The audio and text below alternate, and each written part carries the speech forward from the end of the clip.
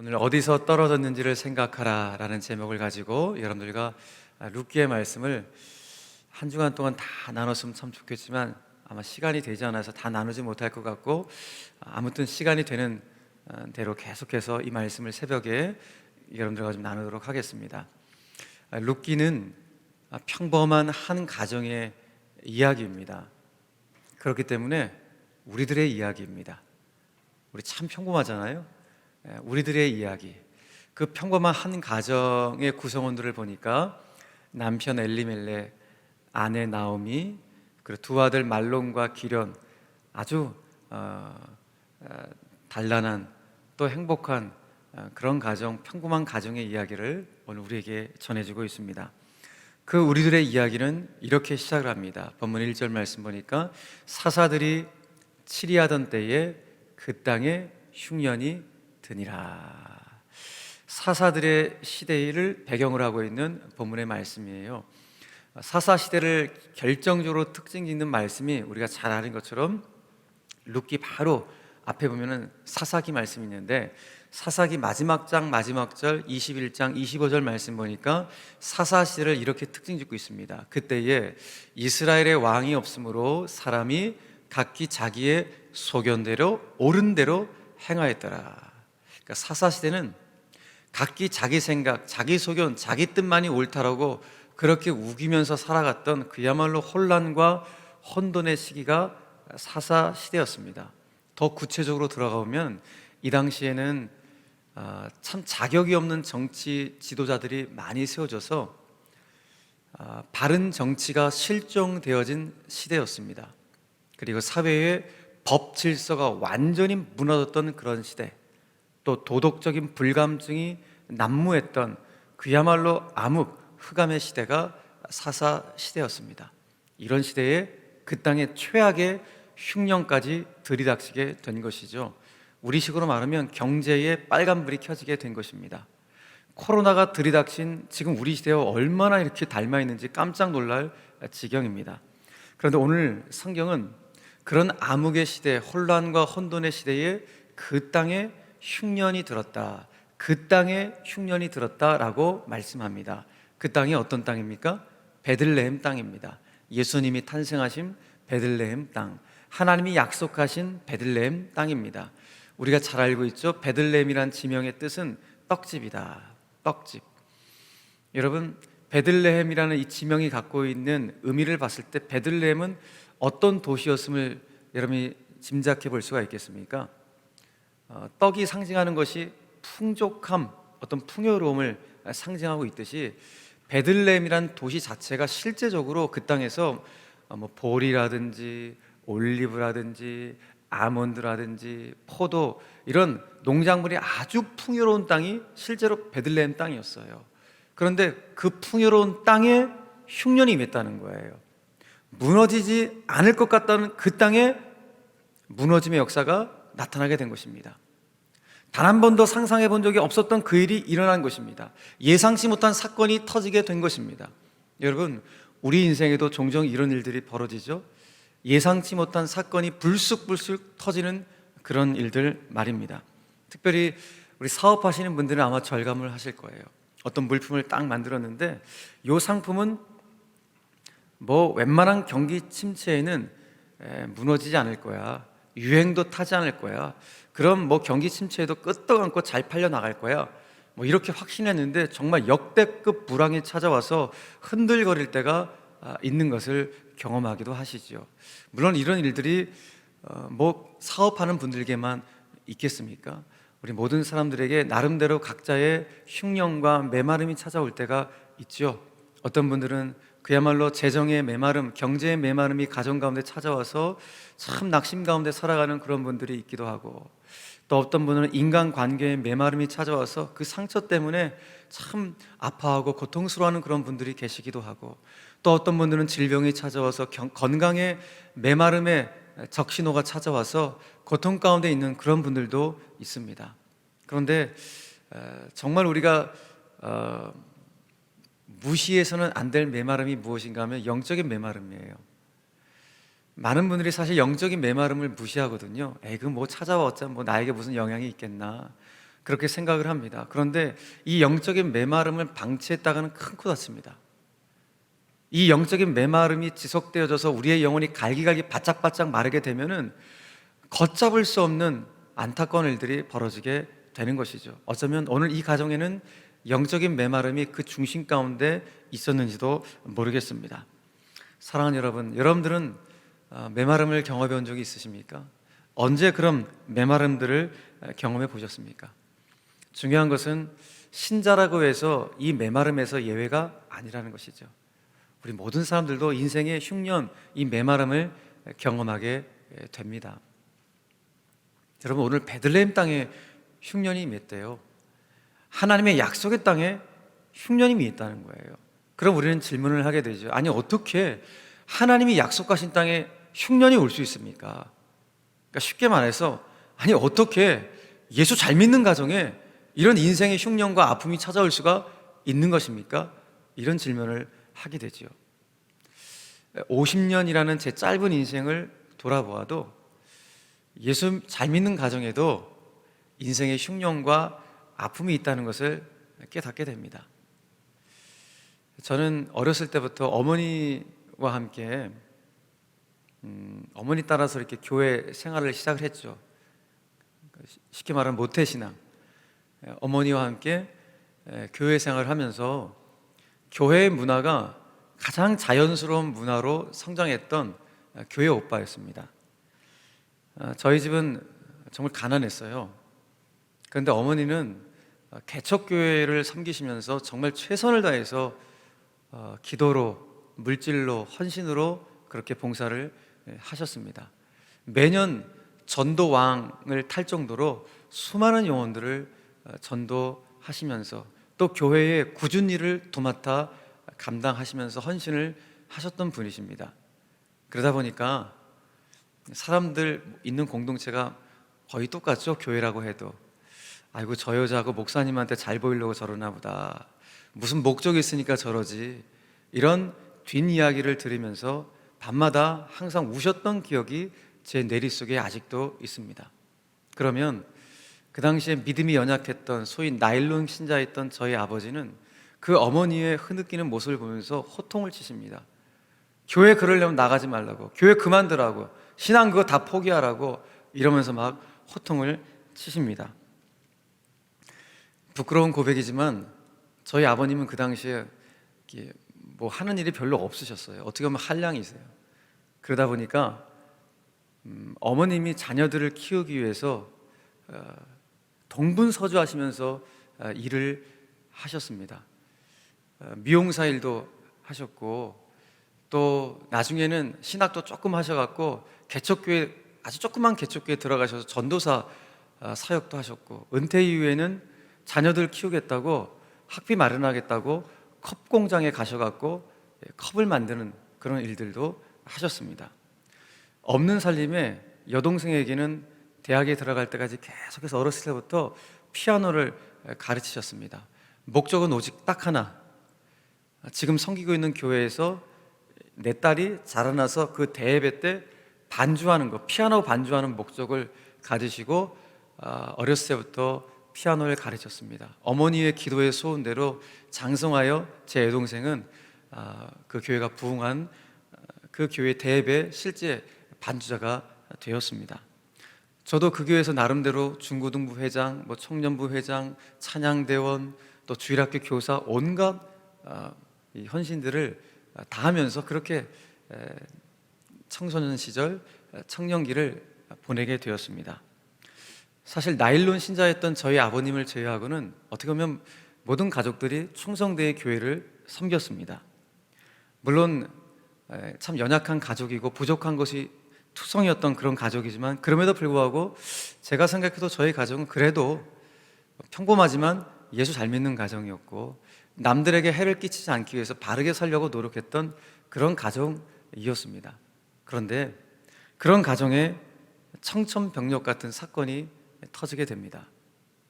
제 여동생과 남동생이 함께 차를 타고 가다가 교통사고를 당하게 되는 것이죠. 그 교통사고를 통해서 막내 남동생은 그 자리에서 즉사해서 주님의 부름을 받게 되고, 그리고 여동생은 의식을 완전히 잃고 중환자실로 직행을 하게 됩니다. 물론 수개월이 지난 후에 여동생은 의식이 돌아오고 또 수년간의 치료를 통해서 정상적인 생활을 하고 또 이후에 결혼도 하고 아이들을 낳고 지금 아주 평범하게 정상적으로 잘 살고 있습니다. 그것이 25년 전의 일입니다. 25년 전에 저도 동일한 질문이 있었습니다. 하나님, 과연 살아계세요? 하나님이 살아계시면 어떻게 저희 가정 가운데 이런 인생의 흉년, 이런 고통과 아픔을 주실 수가 있습니까? 우리 가정 조금 부족하지만 주님 아시잖아요. 그래도 예수 잘 믿으려고 했던 가정이고, 그래도 하나님 앞에 어떻게든지 바르게 살려고 하는 가정인데, 하나님은 어떻게 저희 가정 가운데 이런 고통과 아픔을 주실 수가 있습니까?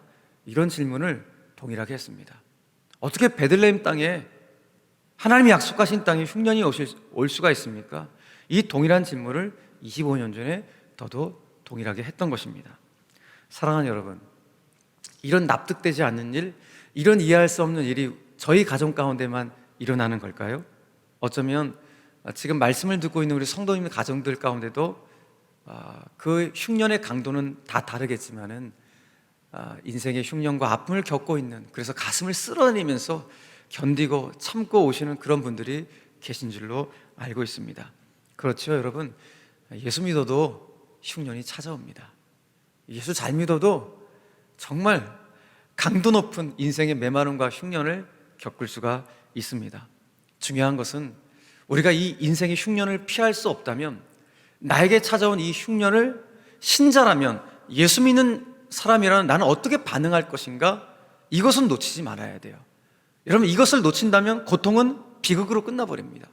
고통을 통해서 하나님의 뜻을 알고 그 고통을 통해서 한 단계 더 올라갈 수 있는 그런 믿음의 차원이 있어야 되는데, 이것을 생각하지 않으면 우리는 고통이 비극으로 끝나버리는 안타까운 일들을 경험할 수밖에 없는 것이죠. 다시 말해서 나에게 왜 이런 고통이 찾아오게 되었는지, 도대체 이 고통을 통해서 하나님 나에게 무슨 말씀을 하시려고 하시는지, 이것을 캐치해내야지만이 고통이 비극으로 끝나지 않게 되는 것입니다. 도리어 그 고통을 연료 삼아서 부릉부릉 우리는 더 인생을 전진할 수 있게 되는 것이죠. 동생들의 사고가 터진 후에 사실 저는 신앙이 밑바닥을 치게 되었습니다. 정말 나락으로 끝없이 가게 되었습니다. 그러나 시간이 지나가면서 수개월이 지난 후에 제가 했던 질문이 이거였습니다. 하나님, 왜 우리 가정에 이런 고통이 찾아왔는지 너무 궁금합니다. 그 이전에 했던 질문은 불평과 원망이 섞인 질문이었는데, 시간이 지난 이후에는 정말 궁금해지는 거예요. 하나님, 왜 우리 가정 가운데 이런 인생의 흉년과 아픔이 찾아온 것이죠? 도대체 저에게, 우리 가정에 무엇을 말씀하시려고 이 고통과 아픔을 주신 것이죠? 너무 궁금합니다. 이런 질문을 하게 되었습니다. 제가 이 질문을 하게 되었던 결정적인 어떤 한 말씀이 있었습니다. 수개월이 지난 이후에 하나님 말씀을 스쳐 보게 되었는데, 요한계시록 2장 5절 말씀이 저에게 이 질문을 하게 했습니다. 그러므로 어디서 떨어졌는지를 생각하고 회개하여 처음 행위를 가지라. 이 한 절 말씀이, 이 궁금증, 도대체 저에게, 우리 가정에 왜 이런 고통과 아픔을 주셨습니까? 너무 궁금해요. 너무 궁금합니다. 도대체 무엇을 말씀하시려고 이 아픔을 주셨습니까? 정말 궁금합니다. 이 질문이 이 한 절 말씀 때문에 생겼습니다. 어디서 떨어졌는지를 생각해 봐라. 주의 음성이 들렸기 때문입니다. 도대체 무엇 때문이지? 무엇 때문에 이 아픔이 찾아오게 된 것인지. 그리고 그 다음 주님 말씀하셨죠? 회개하고 처음 행위를 가지라. 회개하고 처음 행위를 가지라. 이 말씀이 저의 마음을 때렸습니다. 그래서 이 한 절 말씀 때문에 원망의 자리에서 회개의 자리로, 불평의 자리에서 참회의 자리로 나아갈 수가 있었습니다. 그리고는 그 회개의 기도를 통해서 하나님이 왜 나에게, 우리 가정에게 왜 이런 엄청난 흉년이 찾아오게 하셨는지 알게 되었습니다. 그것을 알게 되었습니다. 그러자 저의 시선이 조금씩 변화되기 시작했어요. 그 이전에는 제 남동생의 죽음만 바라보고 그 죽음 속에 매몰되다 있다 보니까 세상을 바라보는 눈이 온갖 부정적이고 냉소적이고 불평, 모든 원망을 제가 다 안고 살아갔던 시선이었습니다. 그런데 이 주님의 음성, 주님의 마음을 안 이후부터는 저의 시선이 조금씩 변화되어지기 시작하면서, 그럼에도 불구하고 의식이 돌아온 남아있는 여동생 가운데 제 시선이 가게 되고, 남아있는 우리 부모님 가운데 제 시선이 가게 되었습니다. 그러면서 잃어버렸던 감사를 조금씩 찾아오기 시작했습니다. 죽을 줄 알았던 여동생까지 죽을 줄 알았는데 그 여동생이 회복되어지는 과정 속에서 조금씩 잃어버렸던 감사를 찾아오게 되었던 것입니다. 사랑하는 성도 여러분, 여러분들에게는 왜 흉년이 찾아오셨나요? 한번 생각해 보셨습니까? 어디서 떨어졌는지, 예수님 말씀처럼 과연 어디서 떨어졌는지 여러분 생각해 보셨습니까? 그것을 생각하지 않는다면 우리는 그 고통과 고난이 비극으로 끝나버리게 됩니다. 어디서 떨어졌는지를 생각해보고 회개의 자로 나아갈 때만이 그것이 우리를 다시 살리는 놀라운 역사를 일으키게 되는 것이죠. 그런데 오늘 엘리멜렉은 여기서 결정적인 실수를 하게 되었습니다.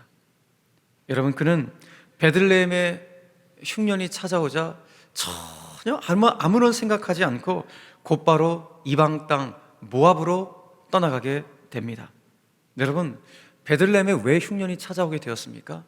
성경은 분명히 말씀했죠. 사사들이 치리하던 때에 흉년이 찾아왔다. 극악무도했던 어둠의 시대였던 그 사사들의 시대였기 때문에 흉년이 찾아오게 된 것입니다.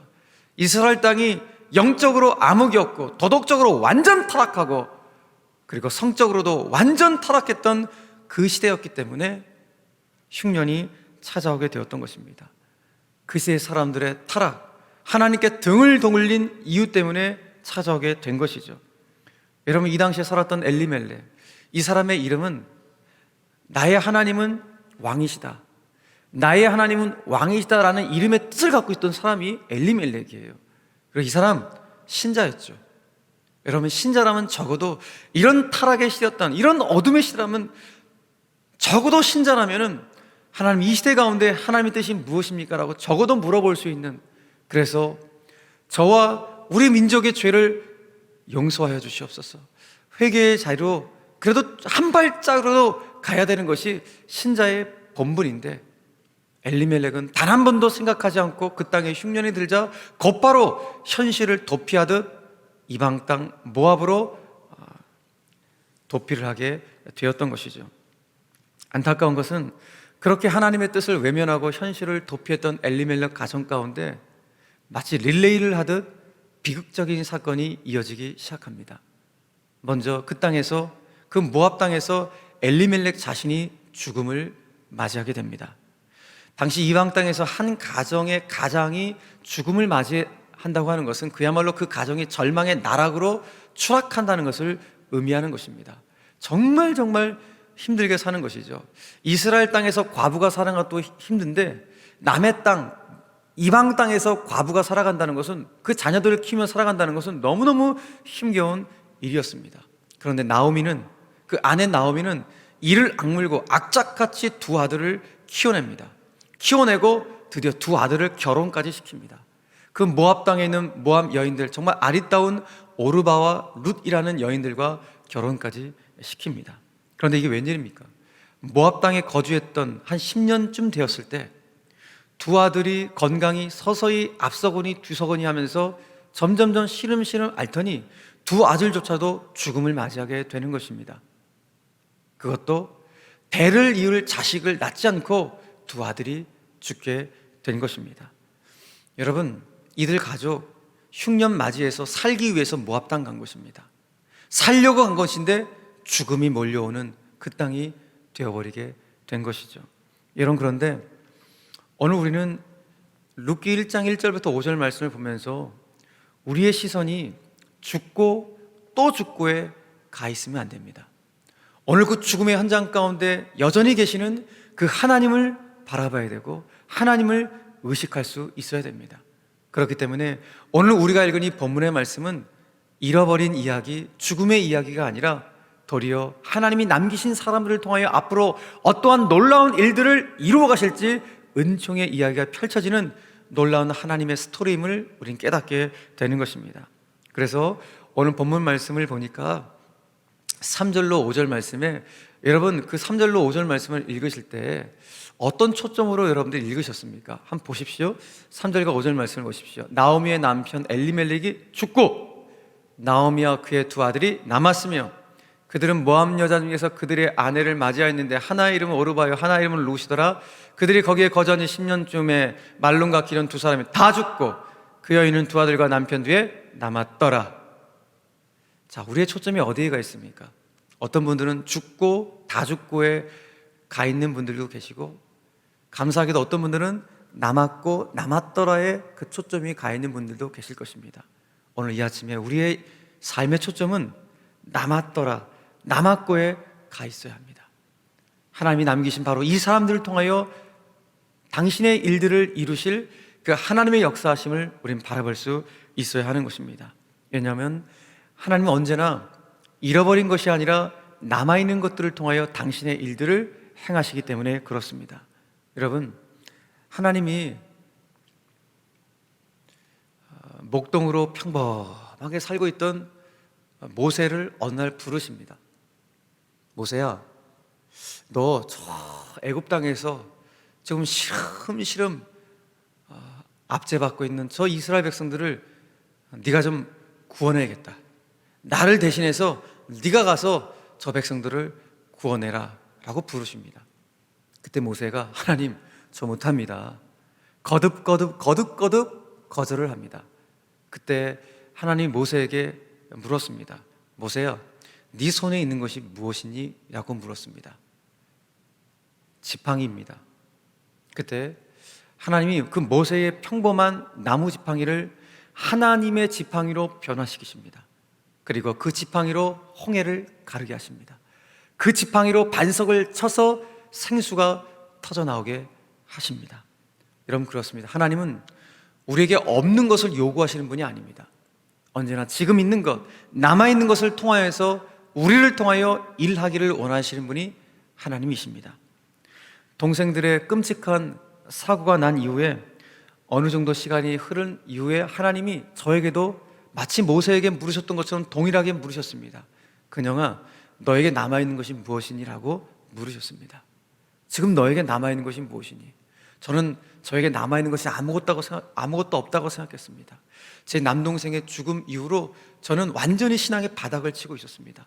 그런데 서서히 조금씩 회복되어 가면서 그때 하나님의 마음을, 하나님의 음성을 들었습니다. 너에게 남아있는 것이 무엇이니? 그 이전까지는 동생의 죽음 때문에 남아있는 것으로는 아무것도 없다고 생각하고 온통 부정적인 냉소적이고 불평과 원망으로 가득해 있었습니다. 그런데 하나님의 이 질문을 들은 이후에는 남아있는 의식이 회복되어 가는 제 여동생을 보게 되었고, 그리고 자식을 떠나보내고 오열했던 그 부모님을 보게 되었고, 무엇보다도 남아있는 저 자신을 보게 되었습니다. 저 자신을 보면서 남아있는 나를 사용하시겠다는, 부족하지만 남아있는 나를 쓰시겠다는 하나님의 마음에 감동이 되었습니다. 그리고 그 이후로 저는 주 앞에 헌신하게 돼서 오늘 여러분들 앞에 서게 된 것입니다. 여러분들은 삶에서 무엇을 잃어버리셨습니까? 삶 속에서 무엇을 잃어버리셔서 지금 가슴을 쓸어내시고, 또 어떤 분들은 가슴을 치면서 그렇게 살고 있는 분들이 계십니까? 너무 속상하죠. 너무 원통하죠. 제가 겪어봤기 때문에 여러분들 그 인생의 흉년 겪으실 때 그 속상함이 어느 정도일까, 그 원통함이 어느 정도일까, 제가 그래도 조금은 이해합니다. 여러분, 그럼에도 불구하고 너무너무 힘드시겠지만 너무너무 힘드시겠지만 여러분, 잃어버린 것이 아니라 지금 여러분 주변에 남아있는 것, 지금 내 옆에 남아있는 가족, 남아있는 사람을 여러분 바라보십시오. 너무너무 힘드시겠지만 혹이라도 엘리멜렉처럼 현실을 도피하려고 생각하지 마시고, 왜 나에게, 왜 우리 가정에 인생의 흉년이 왔지? 이 인생의 흉년을 통하여 하나님이 우리 가정 가운데 나에게 도대체 무엇을 말씀하시려고 이와 같은 흉년을 주셨지? 어디서 이런 일들이 떨어지게 되었는지 여러분 생각해 볼 수 있는 그런 이 아침이 되었으면 참 좋겠습니다. 그래서 어디서 떨어졌는지를 생각하고 우리 회개의 자리로 나아갑시다. 회개의 자리로 나아갑시다. 엘리멜렉은 회개의 자리로 나아가지 못했지만 오늘 저와 여러분들은 이 새벽에 회개의 자리로 나아갔으면 좋겠습니다. 바로 이것이 우리의 인생의 메마름을 해결할 수 있는 첫 번째 길이요, 어쩌면 마지막 길일 수 있습니다. 그 회개가 정답입니다. 오늘 하나님이 저와 여러분들을 이 새벽에 깨우신 이유도 바로 여기에 있습니다. 2021년도 한 해를 시작하면서 가장 첫 번째 주일을 맞이한 이 월요일 날 주님이 회개의 자리로 이 새벽에 나오게 하십니다. 우리가 오늘 주 앞에 회개할 것들 다 회개하고 한 해를 출발했으면 참 좋겠습니다. 우리의 아픔들도 주 앞에 토설하고 통곡했으면 좋겠습니다. 하나님, 제가 알고 싶습니다. 왜 내 삶 가운데, 우리 가정 가운데 이 아픔과 인생의 메마름과 흉년이 찾아오는지 주님, 저도 알고 싶습니다. 참 궁금합니다. 저에게 말씀하여 주시옵소서. 여러분, 오늘 그렇게 기도했으면 좋겠습니다. 사랑하는 성도 여러분, 하나님은 여러분들 너무너무 사랑하세요. 여러분들을 향한 놀라운 계획을 가지고 계십니다. 저와 여러분들이 나를 향한 하나님의 놀라운 계획을 신뢰하신다면 인생의 흉년의 때에 결코 우리는 현실을 도피하거나 믿음을 저버리지 않습니다. 하나님께 등을 돌리지 않게 됩니다. 잠시 등을 돌리게 되는 순간이 있을지라도 우리 다시 돌아오게 되는 것입니다. 내일 보게 돼 있지만 나오미는 다시 돌아오게 됩니다. 베들레헴으로 다시 돌아오게 됩니다. 여러분, 돌아오면 됩니다. 돌아오면 문제가 해결되는 것입니다. 그 회개의 자리를 통하여 오늘 이 아침에 주님께로 돌아갈 수 있는 오늘 새벽이 되었으면 참 좋겠습니다. 그리고 인생의 흉년의 때에도 잃어버린 것이 아니라 남은 것에 초점을 두고 오늘 모세처럼 하나님의 손에 붙잡힐 수 있는 반전의 주인공이 오늘 제1의 모든 영가족들, 우리 성도들의 삶이 되시기를 주 예수 그리스도의 이름으로 간절히 축원합니다.